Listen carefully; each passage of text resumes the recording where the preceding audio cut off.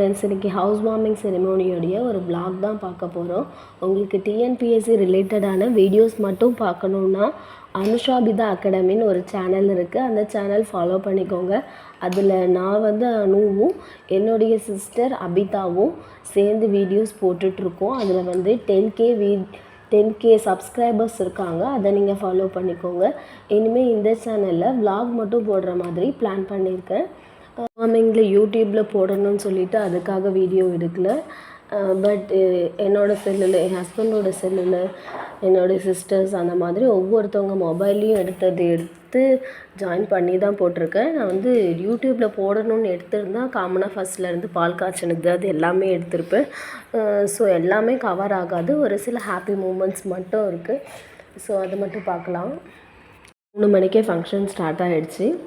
அம்மா வீட்டிலேருந்து கொடுத்த அந்த சாமி படமும் காமாட்சி விளக்கும் மட்டும் எடுத்துகிட்டு போயிட்டு பக்கத்தில் இருக்கிற கங்கையம்மன் கோயிலில் வச்சு விளக்கேற்றிட்டு சாமி கும்பிட்டு எடுத்துகிட்டு வந்துட்டோம். அது எடுத்துகிட்டு வெளியே ரெடியாக இருந்தோம். அப்போ தான் பசுமாடும் கன்றுக்குட்டியும் கூட்டிகிட்டு வந்திருந்தாங்க. பசுமாடும் கன்றுக்குட்டியும் தான் ஃபஸ்ட்டு வீட்டுக்குள்ளே போனோம். அதுக்கப்புறம் நாங்கள் சாமி படத்தை எடுத்துகிட்டு போகணுன்னு சொல்லியிருந்தாங்க. பசுமாடுக்கு ஃபஸ்ட்டு பூஜை பண்ண சொல்லியிருந்தாங்க.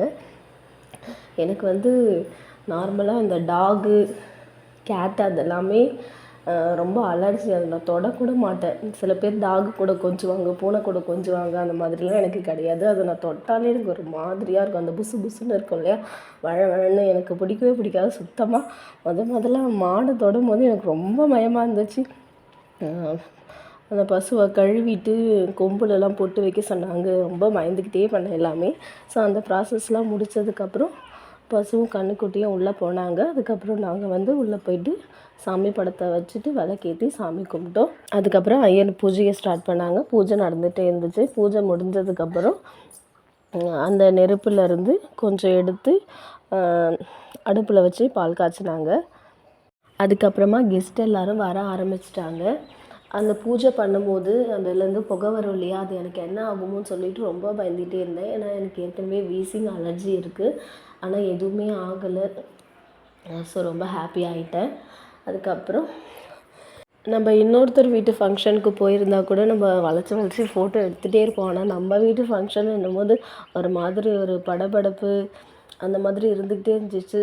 ஸோ ஃபோட்டோஸும் அதிகமாக எடுக்க முடியல. அந்த ஃபோட்டோஸ் எடுக்கணுன்ற சிந்தனை சுத்தமாக வரல.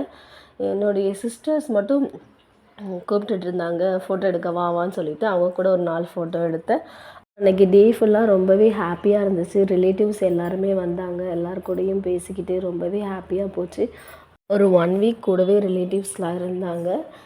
அங்கேருந்து வீடு காலி பண்ணி இங்கே செட் பண்ணிவிட்டு போகிற வரைக்குமே இருந்தாங்க. ரொம்பவே ஹாப்பியாக இருந்துச்சு. ஒரு சில ஃபோட்டோஸ்லாம் ஆட் பண்ணியிருக்கேன். பார்த்து என்ஜாய் பண்ணுங்கள். இந்த வீடியோ எப்படி இருந்துச்சுன்னு கமெண்ட் பண்ணுங்கள். தேங்க்யூ.